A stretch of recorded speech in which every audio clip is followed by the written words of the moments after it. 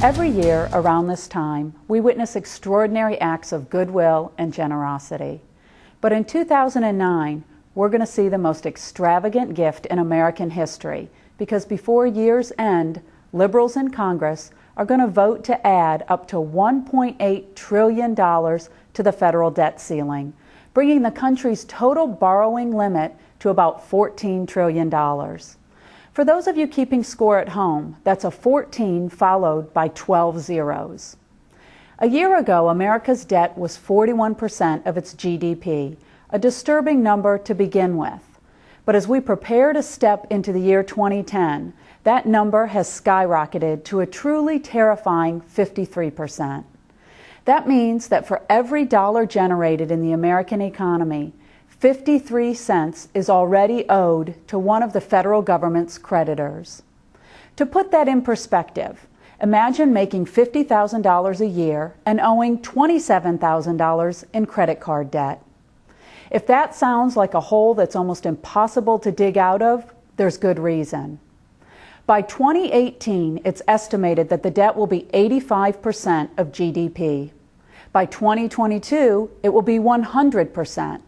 And by 2038, it will be 200%, meaning that if every single dollar produced in America's economy was spent on the federal debt, it would only cut it in half. Yet liberals just can't stop spending.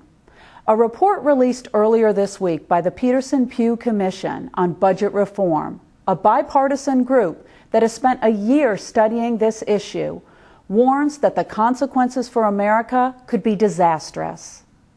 If we continue on this path, they warn the country will suffer massive inflation, soaring interest rates, slower growth, and stagnant wages.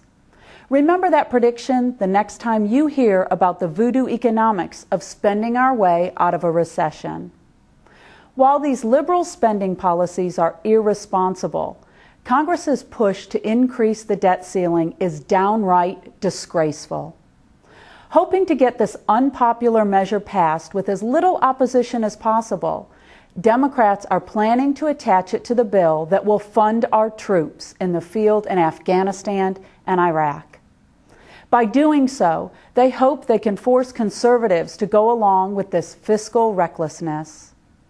If members of Congress want to take us down the road to economic ruin, they should have the courage to do so without using the U.S. military as a political prop. They won't do that because they know they'll lose the vote. So they've chosen to lose their dignity instead. Our economy deserves better, our troops deserve better, and our country deserves better. That's this week's Freedom Minute.